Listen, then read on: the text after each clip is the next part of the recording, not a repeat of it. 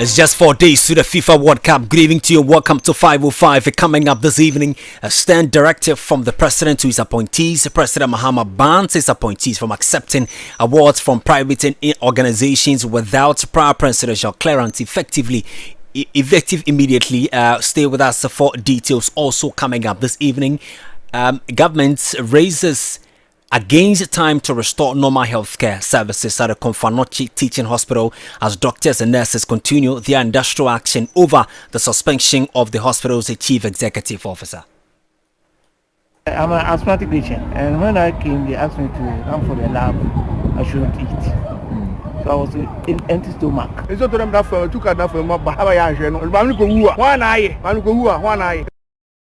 Well, as the effort to continue to resolve the impasse, the suspended chief executive officer is appealing to the striking doctors to return to their posts. We're live with our reporter in the Ashanti region. Still to come in this bulletin, authorities begin the demolition of structurally weak buildings, soon after assessment identified at least 3 sites pose safety risk. At the top, anytime it rains, it brings all the debris to our municipality. And so we can desert it today, the next moment it is also silted. But that is not to say that we'll stop it there. We'll keep on doing it until everything is over. Well, meanwhile, structural engineer cite weak concrete quality below basic standard in preliminary assessment of a Venor building collapse that killed 3 people. Also, government pushes local refinery as first Jubilee crude arrives at Central Refinery. Ghana would no longer need to import crude oil. We would rather become an oil exporter when it comes to finished product. And from what we are doing and from what we are witnessing, it is obvious that under His Excellency President John Dramani Mahama, we are on course and we are resetting the country and making it functioning for the Republic of Ghana. Well, later this evening, Abronya DC retains the bail after fulfilling court's conditions and in business tonight. Government exceeds its treasury targets following series of under-subscription. We'll tell you more at 5:50. We have these and more stories plus some interesting analysis to do. Stay with us.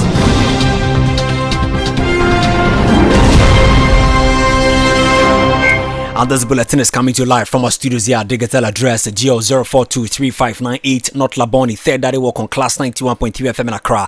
We also live on Ho FM 92.5, Hills 91.7 at Daklu, both in the Volta region. Max Empire 96.9 at Bazawa in the Upper East region. Dagbon FM 102.5 in Tamale Radio Park 96 in Spain. We're live on Facebook. Connect with us or join us with a thoughts, comment, and contributions with a hashtag 505. Alternatively through our WhatsApp number 0500,000 202. My name is Kwame Okyere Jnr. It's time, it's 5:05. Welcome.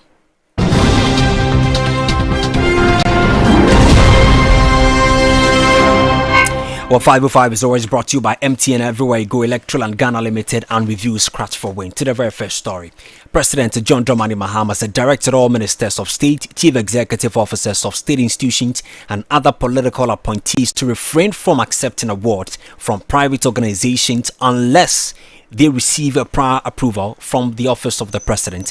This directive reportedly comes on the back of the Ghana Ministers of State Excellence Awards staged by a private firm, Big Event Ghana, which has honored serving and former ministers and chief executives across several editions. The event has generated public debate on the credibility of many of these award schemes. My colleague Nanajman Prempe joins me in studio with excerpts of what a statement from the office of the president say. Prempe, fill us in on what exactly the president's directives are.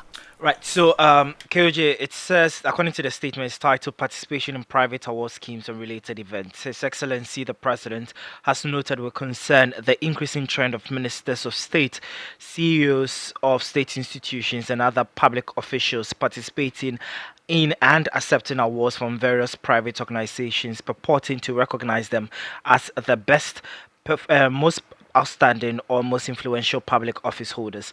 In many instances, the organizations conferring such awards are largely unknown to the public. Their credentials are unclear and no transparent, objective or verifiable criteria exist for assessing the performance of public officials. Consequently, the proliferation of such awards has the potential to undermine the integrity of public service, create misconceptions regarding government performance assessment, and expose the government to unnecessary public criticism and embarrassment. Public office is a solemn responsibility entrusted to officials by the people of Ghana. Performance in the office cannot be measured by privately organized ceremonies, self appointed rating bodies, or commercial award schemes whose methodologies and standards are neither established nor subject to public scrutiny. His Excellency therefore directs that all ministers of state, chief executive officers of state institutions, and other political appointees refrain from participating in, sponsoring, endorsing, attending, or accepting awards from such organizations unless expressly authorized by the office of the president. Government remains focused on delivering on its commitment to the people of Ghana. The true measure of the performance of ministers and chief executive officers is the extent to which they fulfill the policy objectives, programs, and sector-specific targets outlined in the 2024 National Democratic Congress Manifesto, the government's development agenda, and the performance indicators agreed upon by their respective supervising authorities. Accordingly, ministers and CEOs are reminded that their performance will be assessed based on tangible outcomes, measurable impact, effective service delivery, prudent management of public resources, and the successful implementation of government policies and programs. His Excellency the President wishes to emphasize that in due course, the Presidency will undertake a comprehensive review of the performance of ministers and chief executive officers. The findings of this review shall constitute a key basis for decisions relating to retention in office, reassignment of responsibilities, and any future cabinet or executive restructuring. Public officials are therefore encouraged to devote their attention to the execution of their mandates and the delivery of results for the people of Ghana rather than seeking or participating in external recognition schemes of questionable credibility. And this was signed by the Secretary to the President, Kalistu Mahama, PhD, and distribution to all ministers of state or chief executive officers of state-owned enterprises, and was copied to the Vice President's Jubilee House and the Chief of Staff.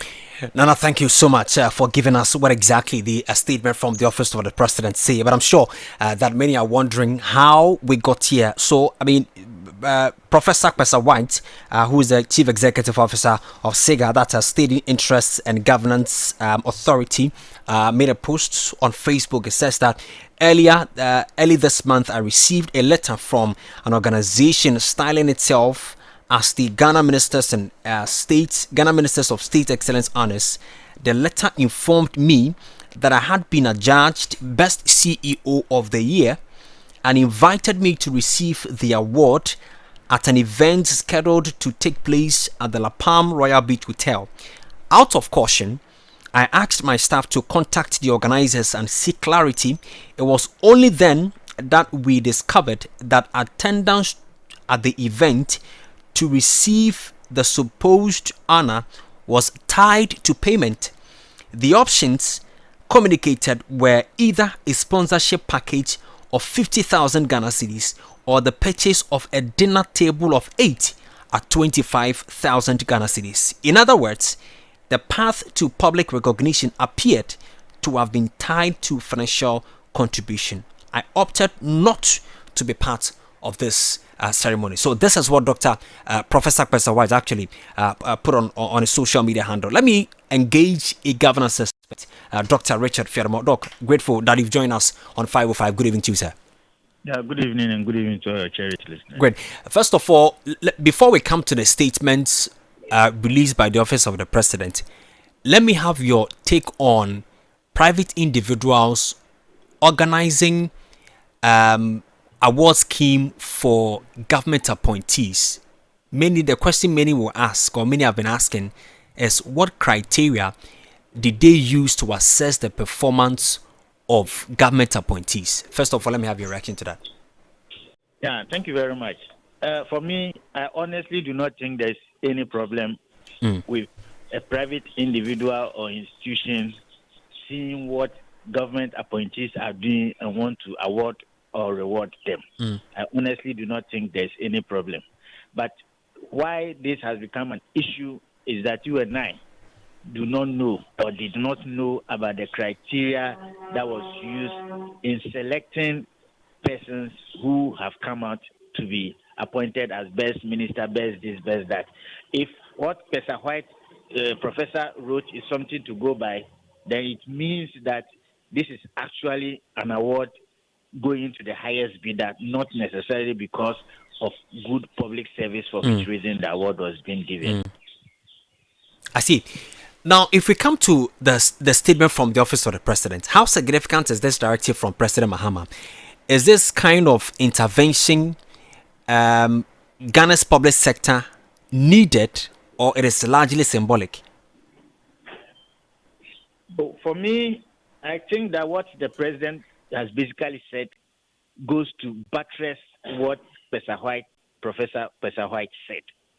If it is the case that we have to use taxpayers' money to go and buy an award, if it is the case that we have to go and use taxpayers' money to go and pay for a table of 8, if it is the case that we have to use taxpayers' money to sponsor a private individual just so we receive an award, that is unconscionable.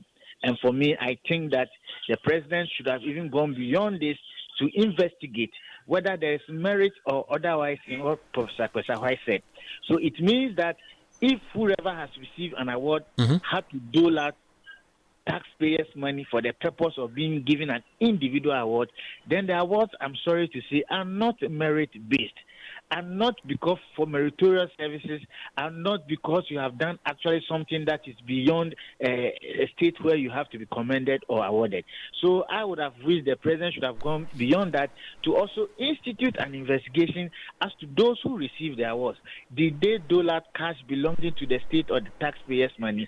Then we get it. But yes, it is good for the statement to have been issued, but I would urge the president to go beyond that to investigate what Professor White said, whether that is true or not. If what Professor White said is true, then it means that taxpayers' money has been used. For the president to merely say that the appointees should not use state resources to sponsor this kind of program, I honestly think he could have done a bit better than he has done. So beyond the statement, President should investigate any government appointee who received an award on Saturday. Is that it? Yes, that is what I am calling for, because for me to have seen and heard that the Greater Accra Regional Minister Linda Oklu was adjudged the best regional minister in Ghana, it is a no-no. It is clear that this award is not based on meritocracy. This award is based on patronage. And I do not think that government officials should use state resources to seek patronage from the private individual or private sector just so to put themselves in a certain light when they are actually not performing. How on earth did Linda Oklu become the best regional minister in Ghana? This is a serious aberration. You think she's not the best regional minister in Ghana? She doesn't deserve that award? She's not, she cannot, and she does not deserve to be the best regional minister. And no, I do not have any personal issues with her. But this is a minister who told us when she was appointed that within, is it 100 days or so in office? Yes, 100 days. Yes, Greater Accra street lights will all be there. And today, is that the case? No. This is a minister who recently misspoke and gave the impression as if somebody does something wrong and a person is transferred, transfer is a punishment also going to the north. So this is a minister who clearly, when issues come about, the issue of the Ramsar site, last year, 2025, this is a minister who championed demolition exercise at the Ramsar site and told the whole country, the whole world, that was the last time they were doing demolition exercise and they will not ensure that people whose house were demolished do not come back. This year, 2026, didn't she go back to the same Ramsar site to do demolition?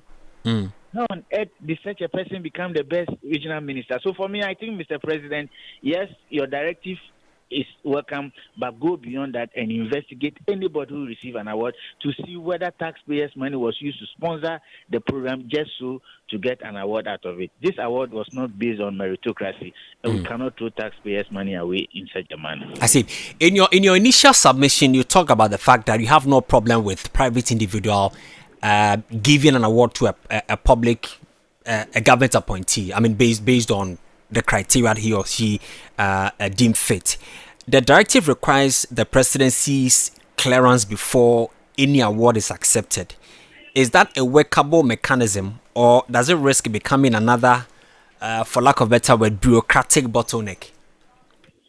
I honestly don't think it will bring about any issue of bureaucracy. Once you see, I am the president. I have appointed somebody to serve the country. You think that person deserves an award. So I need to know the criteria for which you are saying this person deserves an award. Because as to whether an appointee is performing or not, it is the president who will know. Because national security, BNI, and all those intelligence bodies report to him almost on a daily basis. So he knows the performance of any of his appointees. So the president is not saying that his appointees should not be awarded or rewarded when they are performing well. All the president is saying is that if you want to award my appointee, write to me, let me see the criteria you are using to reward the appointee. If the president has been informed about this appointment, today Linda Oklu will not be saying that she's the best regional minister, because I know the president himself will not have encouraged this one. You talk about investigation. Where do we begin from here? Oh, for that, I leave it to the president to decide how he wants to do his investigation. I think the national security, BNI, the police, everybody is there. So clearly, if the president wants to investigate this matter, I don't think I'm the best person to tell the president how to go about the investigation. All I'm calling for is an investigation into the fact that one of his appointees have come out to make a damning allegation. And some of his same appointees have gone for award from the very same institution. One of his appointees said that they tried to, as it were, take money before he was giving the award, which means he was giving the award not based on anything, but if he pays the money, he will get that, how do you call it, award. Because he didn't pay, they gave it to somebody else. So it means that somebody else might have paid for it using taxpayers' money, and that is what I'm asking the president to investigate. I see. Doc, I'm grateful for your time this evening. So that's Dr. Richard Fiadmo, who is a governance aspect, also sharing his thoughts on this particular conversation. This is 505 on Class 91.3. I want to reiterate or just go over what the statement say, especially just some few points. The third provision, the fourth and the seventh one. So the third one says that public office is a solemn responsibility entrusted to officials by the people of Ghana. Performance in the office cannot be measured by privately organized ceremonies, self-appointed rating bodies, or commercial award schemes whose methodologies and standards are neither established or subject to public scrutiny.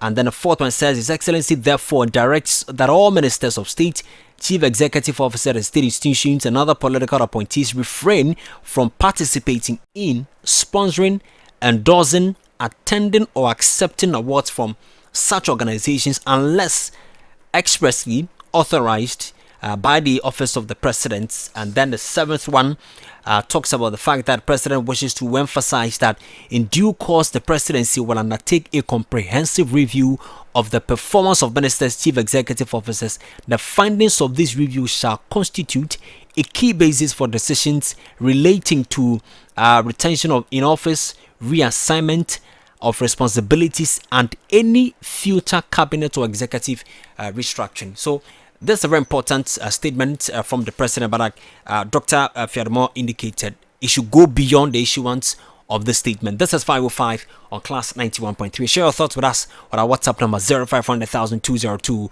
or on Facebook Class 91.3.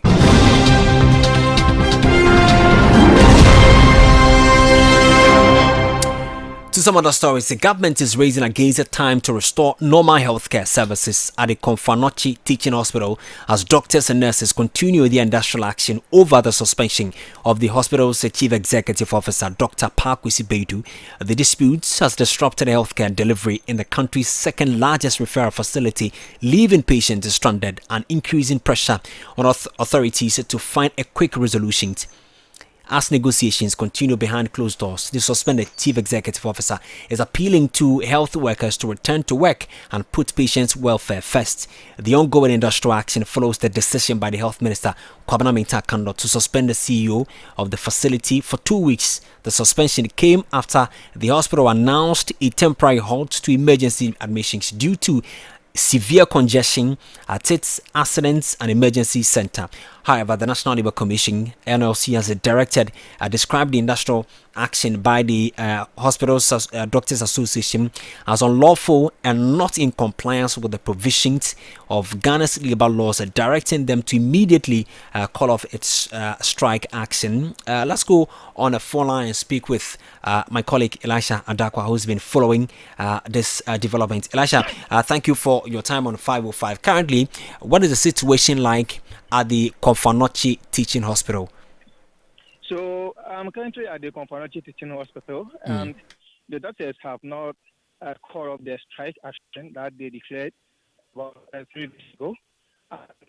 They are only taking care of critical illness and have been brought into emergency center. Sorry, Elisha, you would have to reposition yourself well. Looks like we have some bad connection at your end. If you can do some reposition yourself for us. Okay. Is it okay now? Maybe we can manage with this. Or okay, we're trying to establish a better connection with our reporter in the Ashanti region, Elisha Adakwa, who is currently at the Kwame Teaching Hospital. Elisha, I think this is better now. Elisha, are you with me? Yeah, I'm here. Great. So can you continue for me? So the doctors are still on strike. They are not taking care of those who are coming to the hospital and see those who are critically ill and have been brought into the emergency center, and those who are in ICU now. So I say there were a number of patients who were here. They were actually stranded. They were they booked appointment with consultants, not the medical officers, to see them today. But when they reach here, they were told that the doctors are not going to take care of them because they have declared strike. Then they have to go back, come back. They come in today. They were also disappointed that this situation is going on at the referral center in the northern sector of Ghana. So today there were many patients who were stranded over here, and they were looking for doctors to take care of them. But because of the strike action, they were not able to see the need for attention. Take off be brought into this particular hospital. Show me free tepa gram into tepa fee. Me free tepa manfo. Obuma mi date ene. Me buy my bedi lie. Bedi lie mbo yo mo ka kire me say me ntwen kakra. Matena ho saa. Obi amfre me. Nti de me wasa manfo asalai. Amanfo asalai na me kobuso musa den ya. Omo say omo beji date foforo. Ena jam so ma sori amaba beji date. Am so. Eni de omo kanti ominti. Omo kanti no ani so mama ye date. Omo how we dey abrem ni say. Ebe busumi ni eche me buy. Me buy omo say eye holiday. Ti doctor si amba. Ena misa Africa free kurase e buy. Misa bedru e ma medru ntem bedru be say 11 mo. Makoma na yemeya. Makoma me bedru ya omo se time ko maka wiasimsem bia ya hwe me. Eni se nne omo shem date ne 2 weeks. ɛnɛ so so maba me bai ma kem me to saa yɛhwɛ me ɛna me sana ko sɛ aduro bi wɔ no mo a sɛ atwerɛ ma wa ya antwerɛ ma wa wokɔ baabi agi yɛtɔ aduro a wɔn ɛmfa ma sɛ makoma oh yɛ presentasi nti ɛna na wɔn ma yɛ date sɛ nka yɛ bɛhu doctor bye na mo so mo kɔ strike nti mama yɛ date fufu send the suit na yaba oh so how they aba yɛ de sɛ nka wɔyɛ ara no sɛ na doctor bɛhwɛ o na ɔba yɛ doctor ni hon de a wo feel onye okay nti that is the challenge I buy na be feel nti sɛ wo frɛ kyire na buy a okay sika oka so that say na condition so yɛ critical we be sɛ bɛ sa bɛ de abɛka ho nti you have to find a way out. If we santasi enyinem mebeye operation na doctor ne senke ne na nka me mehia no na me ba ye mabetena ha saa afi do mo de me card ama me se wo ma anya adwuma nti me te ha agya me twen akọ ase kuro ne nsuo we ne nti nurse ne bi se obeba abehwe se obetimi ayi ahoma na ma me ana ama me te anto mo de me card kra ama me me pacho se pacho mi ntimi hu adekora ntira mo ma ntimi hu how dear the bibra me kyerɛ sɛ ayi na me ya nhoma na ehihye mu no me pa tinka minya doctor na nkɔhwɛ me nkɔtwerɛ aduro ma me a nka ɛbɛboa me nti me ɔma ne na me pa man ka se ne ba de man ka se ekra nya obi ama ne hwɛ sɛ me sɛ me fira chiri sɛ so na ma nya doctor sɛ ama mo hwɛ akola. So you heard some stranded patients speaking with my colleague Elisha Dakwa with our sister station in Ashanti region, Kumasi FM. Well, amid the uncertainty, the suspended chief executive officer of the facility, Dr. Pakwisi Baidu, has appealed directly to the striking health workers to resume work while discussions over the matter continue. In a statement issued, the suspended CEO thanked his staff for the support shown him during the dispute, but urged them to consider the needs of the patients and the wider public. He stressed that the lives of the well-being of Ghanaians must remain the top priority and called for the immediate restoration of healthcare. So that's what the doctor is talking about. Let me have Mr. Boachi Yadom, who is a labor expert. He joins the conversation this evening. Mr. Yadom, good evening to you. I'm grateful for your time on 505. What do you make of all this brouhaha between the Ministry of Health, the suspended chief executive officer, and also the striking workers? Yeah, thank you very much. Thanks for having me. Yeah. I think that in this country, we take a lot of things for granted. These doctors we are talking about are people who are breaking their backs to make sure that we get healthy. Okay? If you make reference to the WHO standards, in Ghana, one doctor to about 1,500 people. In any enlightened environment, this won't happen. So let's even assume that the chief executive slept. I don't think that's the way to handle him.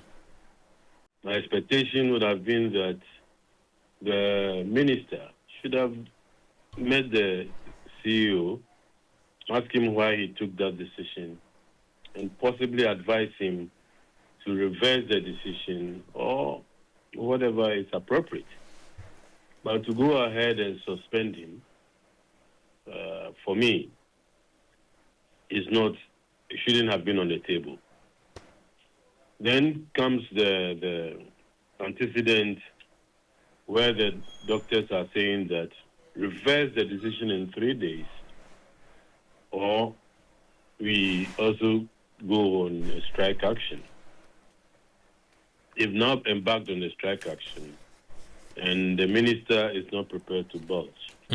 I expect the two parties to sit down and strike a compromise. Where there is another strike action, which is going to make the people of Kumasi and the patrons of Komfo-Anokye worse off, it's not something that I will condone. But then you ask, how did this start? So I expect the two sides to sit down and strike a compromise and end this matter. It's not healthy for anybody. You understand? So if the employer, who is the minister, is being recalcitrant, then we have a problem.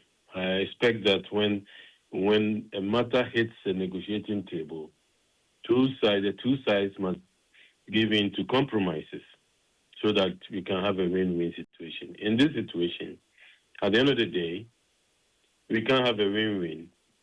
The patients are going to suffer. But like somebody said some time ago, when we lose a life, we lose it. But as for the administrative process, we can always revise it to the benefit of society. So that would be my initial comment. I see. The minister, I'm sure, is not willing to compromise because he believes that the suspended CEO went contrary to the directives of the president. That every Ghanaian life must be catered for in terms of healthcare. The nurses and doctors are also not willing to compromise because they believe that their own has been crucified because he was protecting the image of the hospital because things needs to be done right. The person in the center of attraction is the suspended CEO, who has also appealed to the doctors and nurses that, look, go back to work. Let me carry the cross alone, but deal with the lives of the ordinary Ghanaian. Who else is supposed to come into this matter to bring an amicable solution? In the first place, you use the word image. I don't think that this has anything to do with image. The CEO did what he had to do to also restore sanity into the environment because he was saying that the place was overcrowded and this and that. And for them to be able to take a decision that could restore sanity into the place, possibly it was a good decision. That is why I'm saying that the minister should have called for a meeting to discuss how this happened before taking the decision he took. So you cannot hide under the cloak of administrative procedures and penalize someone who is doing his job, honestly and genuinely. I don't think that the minister took the right decision. Okay. What he should have done was to call for some discussion and determine what to do next. That didn't happen. And now we've moved into another terrain where people are striking here and there. For me, the strikes are not things that I will condone. I will plead with the doctors and the nurses to go back to work. Just as the CEO said. But my only worry is that maybe the CEO shouldn't have come out to say that go back to work, because for me, it means he's also not helping his other colleagues who are supporting him. Well, I'm sure, just like he stated in a statement, he is looking at the health needs of the patients who come to the hospital. I understand that perfectly. Yeah. But the pronouncement, for me, I'm looking at it from a labor, perspective. He could have spoken to them quietly. Publicly issue a statement. Yeah. But all said and done, it has happened. So I expect the striking doctors and the nurses to respect the wish of their CEO and go back to work. At least if even they do not listen to the minister, they should listen to their CEO and then go back to work.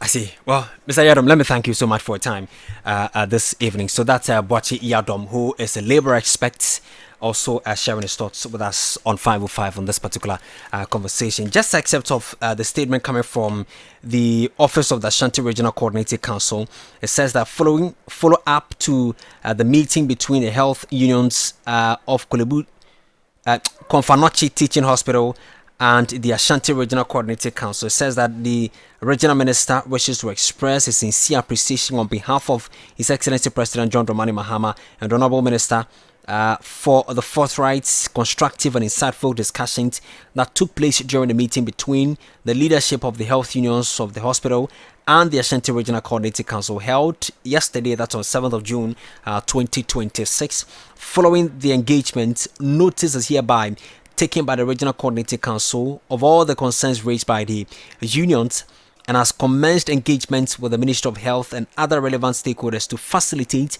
an amicable resolution of the issues at hand and ensure de-escalation of the tensions. As discussed during the meeting, the Ashanti Regional Health Directorate will continue to support CAF by coordinating the transfer and management of stabilized patients to appropriate secondary level health facilities across the region.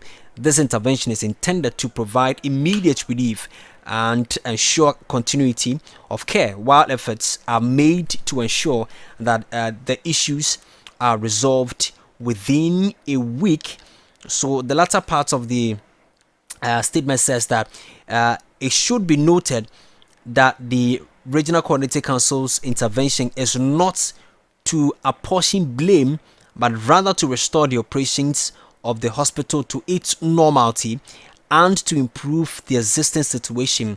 It assures you of its commitment to working closely with the Ministry of Health and all stakeholders to secure a swift, fair and lasting resolution to the matter and restore calm and confidence within the health sector. So this is signed by the Chief Director, Michael Owusu Esquire, to the leadership of the health unions at the hospital.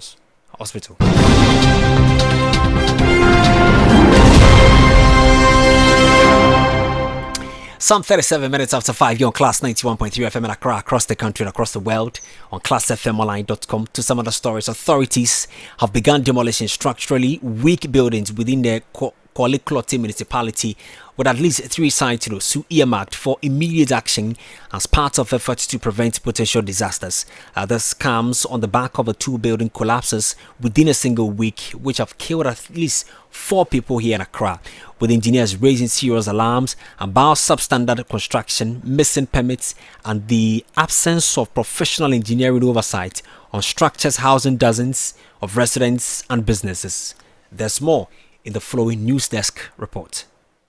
On June 3, a building collapsed at a dental news site following heavy rainfall. 1 person died. 4 others were pulled from the rubble. 4 days later, in the early hours of Sunday, June 7, a 4-story building came down at a venue in North Kaneshi. 3 people were killed, including the owner of the shop operating inside the structure. 1 other remained hospitalized. Emergency teams worked through the night and into the day to conclude rescue operations. Engineers who visited the venue site say the building appears to have been constructed without a permit from the Accra Metropolitan Assembly. The structure was a 4-story building, ground floor plus 3 on top. It had a hidden roof, it housed residents and businesses, and it was barely 6 years old. Accra has recorded multiple fatal building collapses in recent years. In 2023, a 3-story building came down at Nana Krum. In 2025, a collapse at Roman Ridge trapped around 14 workers. And in March this year, a story building at Accra New Town killed 3 people and hospitalized 20 others. Many of them were Christian worshippers who were gathered inside. And on the same day as the Aveno collapse, the Ghana National Fire Service ordered the demolition of a separate dilapidated building in Osu after safety concerns were raised. Formal test results from the Aveno collapse are still pending.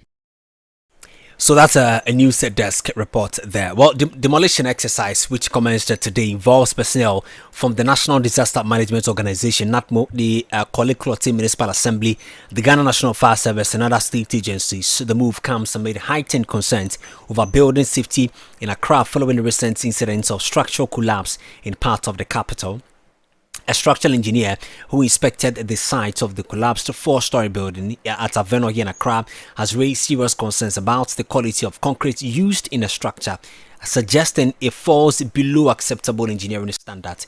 Emmanuel Edu, a professional engineer with the Ghana Institute of Engineering specializing in structural engineering, told journalists that a visual assessment of the debris indicated significant weakness in the construction materials used. It's still on the preliminary stage. We picked some samples here. We'll go and do some tests, we'll do some models, and then we'll come out with the actual findings, what has gone on. So that's what I can speak with regards to that. So as I stand here, I cannot wave a magic wand to tell you that this is the reason why the building have collapsed. Yes, that is if there was approval plans to follow for the construction. But from what we are hearing, it looks like the assembly have not given out any permits. We are yet to confirm that fully. But the building have no permit, which means that if a building have no permit, it means that there are no plan works signed by an architect or a built environment specialist or an engineer for the construction to go on. So that's what we know for now with regards to that. So that's Emmanuel Edu, who is a professional engineer with the Ghana Institute of Engineering specializing in constructional engineering. Well, officials say the demolition exercise is intended to protect lives and property by removing structures deemed unsafe after technical assessment. Speaking to the media, the site engineer Davo Wanda of the Kwale Klote Municipal Assembly said inspections conducted by the assembly identified several buildings that pose significant safety risk to occupants and the general public. Then we disconnect. Today we have the opportunity to bring it down because it is unsafe. As you can see, it is coming down from the top. The structure is actually coming down, and if you don't pull it down, anything can happen and we lose life. What defects have you identified? So I have some of the videos with me right now. The columns are actually exploding. You realize that the rebars, the iron reinforcements are exploding. They eroding and thereafter exploding. And then you have the columns coming down. Some of the structural elements, talking about the beams, the floors, the columns, are totally coming down. And those are the elements that are holding the structure together. And the cladding elements are not so much, important, but the important thing is the structural elements, which are very defective. And so we need to bring it down, otherwise we will have casualties. Well, the Assembly say it will continue working with relevant agencies to ensure compliance with safety standards and prevent avoidable tragedies. The latest intervention comes as authorities across the Greater Accra region intensify a scrutiny of aging and unauthorized structures following the recent building collapse that have renewed calls for strict enforcement and constructions regulations. Assistant Division Officer at the Ghana National Fire Service, Alexander Kenati, joins me on the phone. Alex, let me thank you for all your time on 505. Well, first of all, describe what's currently happening on the ground. How many buildings are being pulled down and how far has the exercise gone?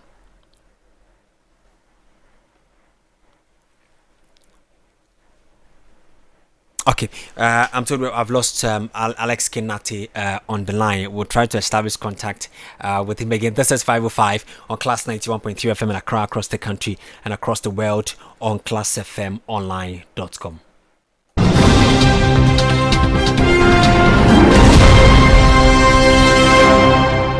Well, a new chapter in Ghana's petroleum industry may be unfolding as government moves to process more of the country's crude oil locally, with officials projecting that Ghana could eventually reduce its dependence on imported fuel and export refined petroleum products.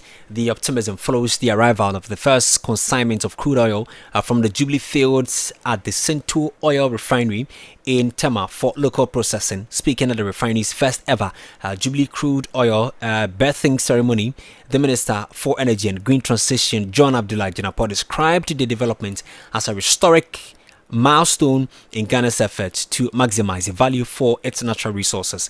He said the initiatives reflect government's commitment to deepening local participation in the petroleum sector, strengthening energy and security and accelerating industrialization. According to the minister, Ghana can no longer rely on exporting crude oil while importing large quantities of refined petroleum products, insisting that true economic transformation requires the country to process and add value to its resources locally. Today indeed marks a historic and significant milestone in Ghana's petroleum industry and in our broader national effort to maximize value from our national resources. It is therefore a great honor for me to join you on this occasion to witness the delivery of our own locally produced crude oil from the Jubilee fields to Central Oil Refinery Limited for processing and refining here in Ghana. This achievement goes beyond a commercial transaction. It represents a deliberate national policy decision to deepen local value addition, strengthen energy security, promote industrialization, and retain a greater share of the benefit derived from Ghana's petroleum resources within our economy. Ladies and gentlemen, as you may be aware, for many years, Ghana exported crude oil whilst importing substantial volumes of refined products here in Ghana. Fine. If these two refineries are processing at their peak, Ghana would no longer need to import crude oil.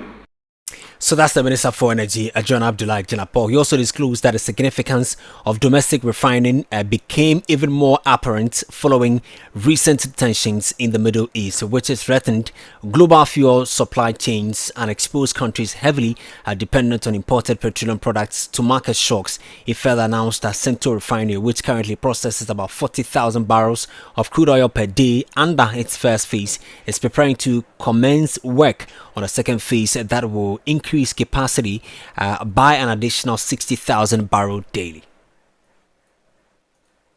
Of the escalating political tension in the Middle East, particularly this conflict that I mentioned, meant that we're facing a very, very serious challenge.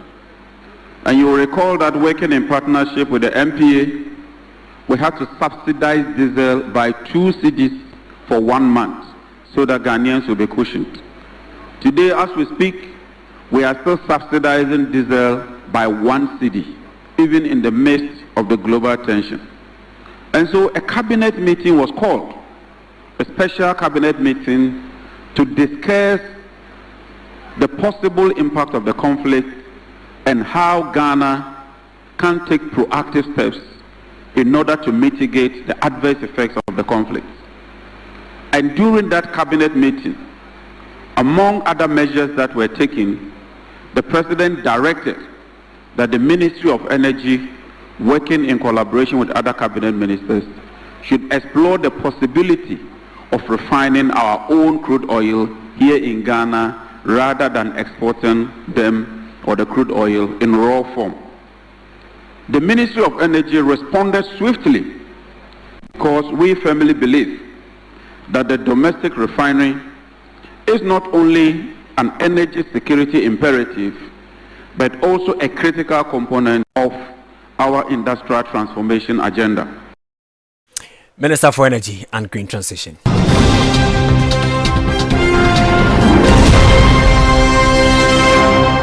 Well, Ghana and Belarus have signed 3 memoranda of understanding aimed at strengthening bilateral relations and expanding economic cooperation between the two countries. The agreements were concluded following high-level bilateral discussions between President John Dramani Mahama and Belarusian President Alexander Lukashenko in Minsk as part of Ghanaian leaders' 5-day official visit to the Eastern European country. President Mahama described the agreement as a significant milestone in the growing partnership between Ghana and Belarus, noting that they reflect a shared commitment to deepening cooperation beyond traditional diplomatic ties.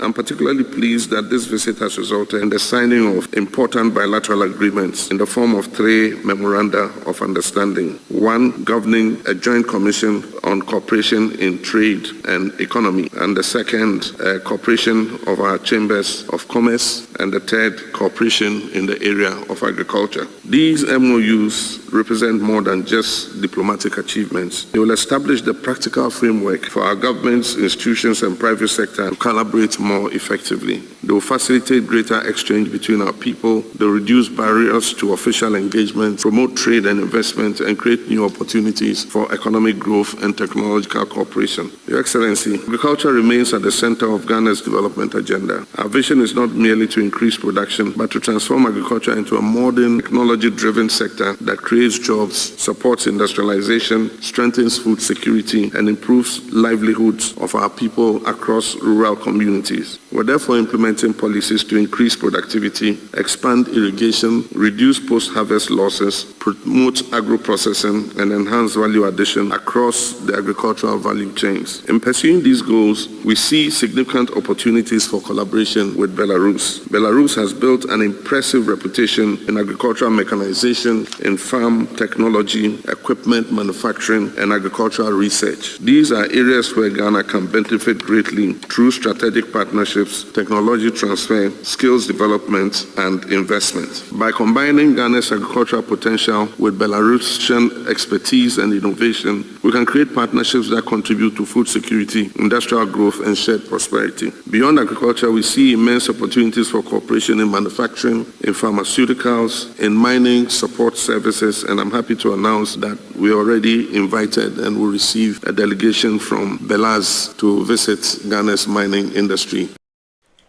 So that's the President, John Dramani Mahama. Electoral and Ghana Limited is giving you weekly and monthly big rewards when you buy Samsung, TCL, Media, NASCO, and NASCO.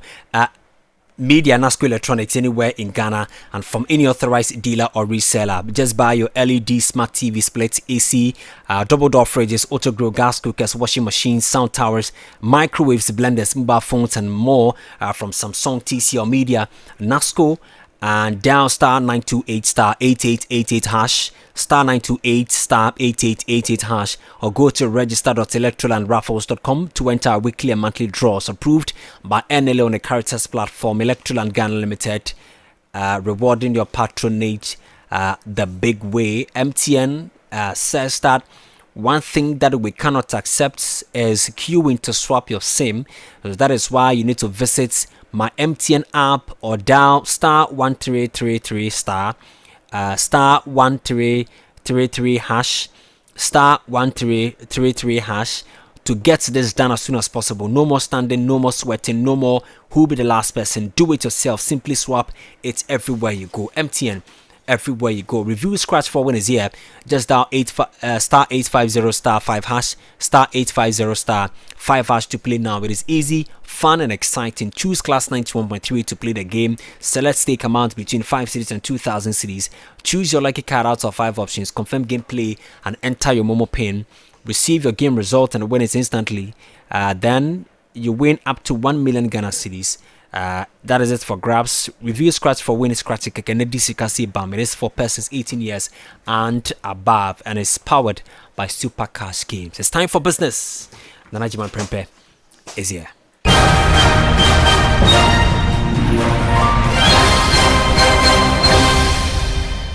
And in business, the government in its latest Treasury bill auction raised 5.83 billion cedis, exceeding its target of 5.44 billion cedis, as investor demand for short-term government instruments remains strong. According to the Bank of Ghana's result held on 5th June 2026, investors tendered a total of 6.09 billion cedis across the 91, 182, and 364 tenors. The following report has more. The results showed continued investor preference for short data instruments, with the 91-day bill attracting the largest share of demand. For the 91-day bill, Investors tendered 3.56 billion cedis, out of which government accepted 3.51 billion cedis. The 182-day bill attracted bids worth 1.71 billion cedis, with government accepting 1.68 billion cedis. It cleared at a weighted average discount rate of 6.85% and an interest rate of 7.09%. For the 364-day bill, bids tendered stood at 815.57 million cedis, while accepting bids amounted to 640.25 million cedis. The one-year bill recorded a weighted average discount rate of 9.78% and an interest rate of 10.84%. The auction outcome means government exceeded its weekly target by about 389.86 million cedis, reflecting sustained liquidity and investor confidence in treasury bills as a preferred short-term asset class.